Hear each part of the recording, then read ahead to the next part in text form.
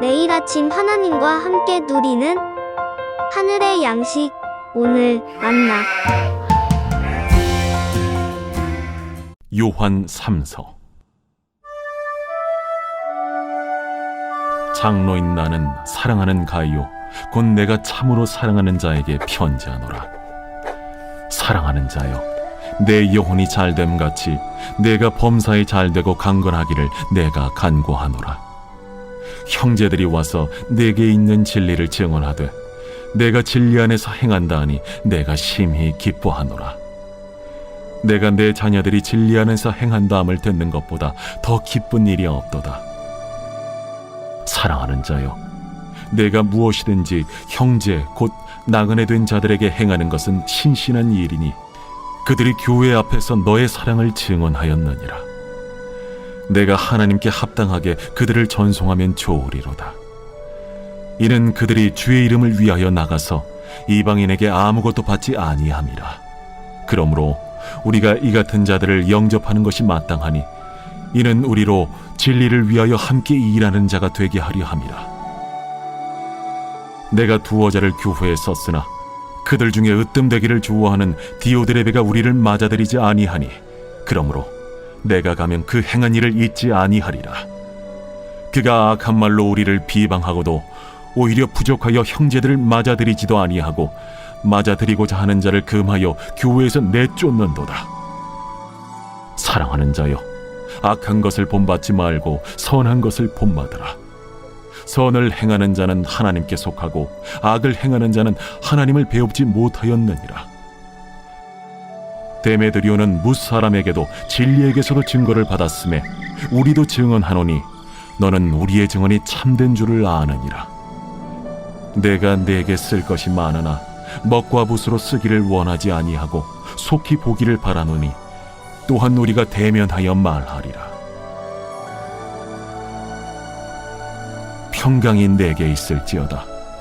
여러 친구가 내게 문안하느니라. 너는 친구들의 이름을 들어 문안하라.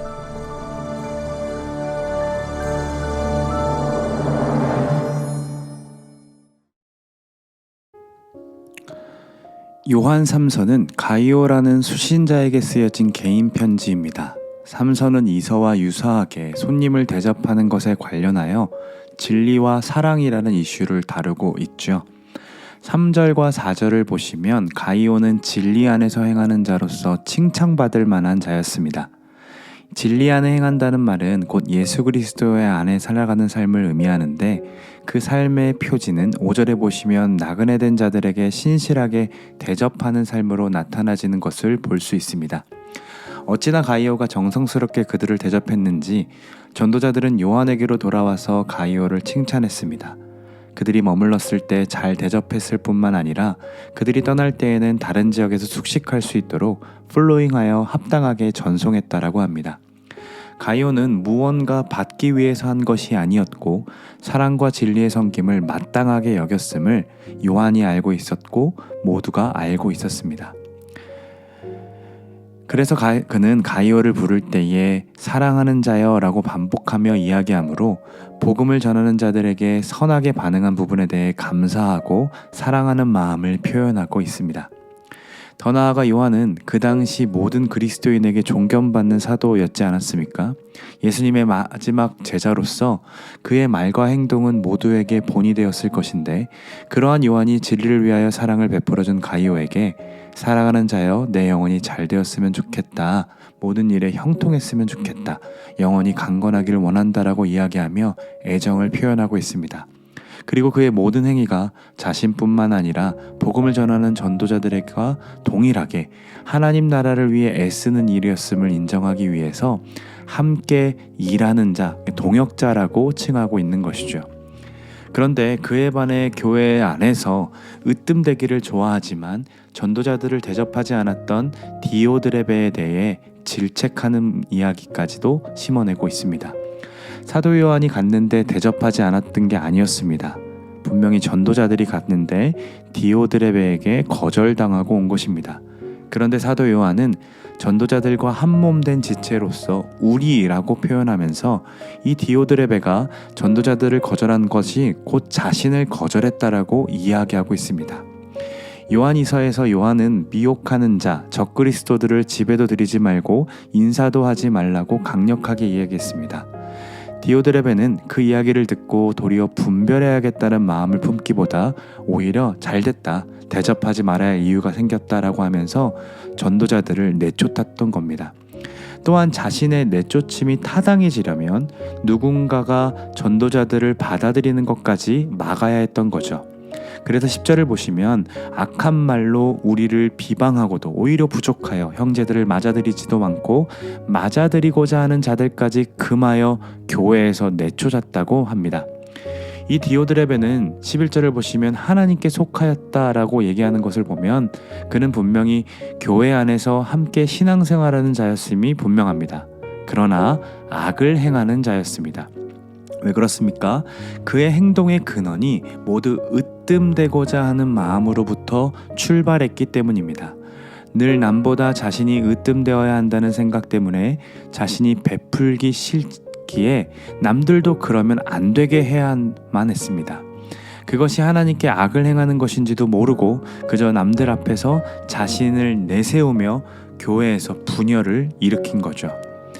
그에 반해 가이오는 자신이 으뜸되기보다 남을 으뜸 삼아 대접합니다. 그랬더니 어떻게 보여집니까? 전도자들에게 최고 권위자였던 사도 요한에게 칭찬받고 성경에 기록되어 우리 모두에게 진리 안에 거하는 삶이 무엇인지를 가르쳐 줍니다. 즉 하나님도 그를 칭찬하시고 인정하고 계신다는 거죠. 사랑하는 여러분, 연말입니다. 이제 내일이면 2022년 한 해가 끝이 납니다. 여러분의 1년의 삶은 디오드레베처럼 으뜸이 되고자 하여 선을 행하지 못했던 삶이 많았습니까? 아니면 가이오처럼 남을 더 으뜸 삼고 넉넉하게 베푸는 삶이 더 많았습니까?